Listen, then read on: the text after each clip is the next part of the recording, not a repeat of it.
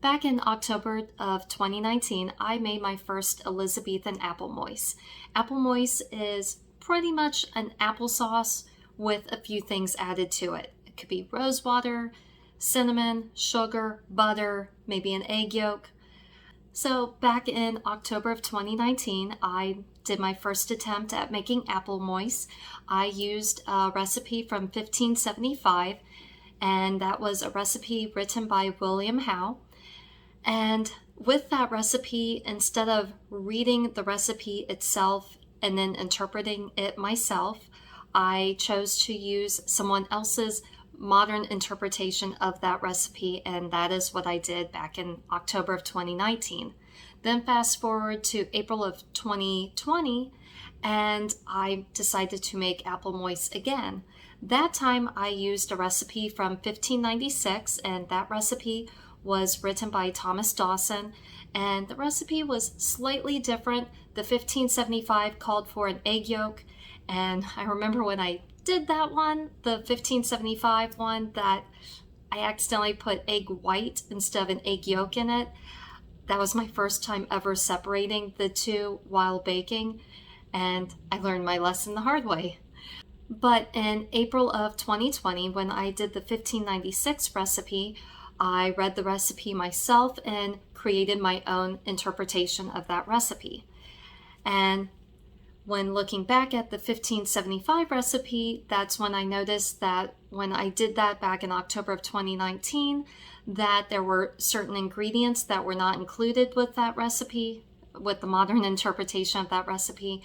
And so I am now redoing the Applemoyse that I did in October of 2019, and so today I'm redoing it, and hopefully it turns out better than what it did before.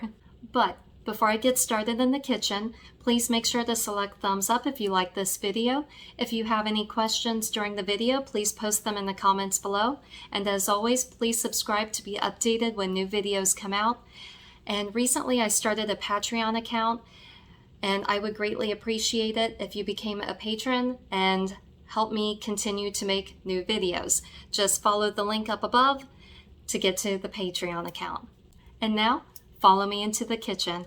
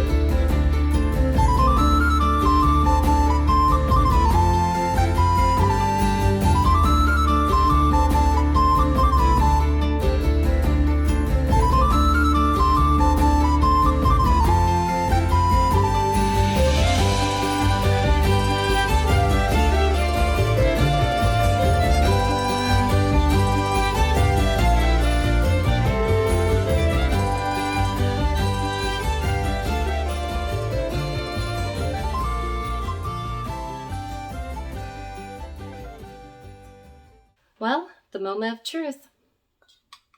See how this tastes.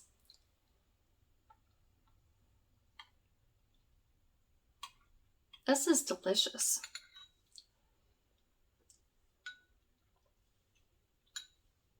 It's very tasty. You can taste the cinnamon and the ginger, but also the rose water helps give the applesauce a pop. So it's not just your plain old modern day applesauce. Like I said, the rose water just, it adds to the flavoring. And then with the cinnamon and the ginger on top, this is quite delicious. I'm going to eat some more. Thank you for watching. I hope you had fun watching me experiment with this recipe from 1575. If you have any questions, post them in the comments below. Remember to select thumbs up if you like the video. And as always, please subscribe to be updated when new videos come out.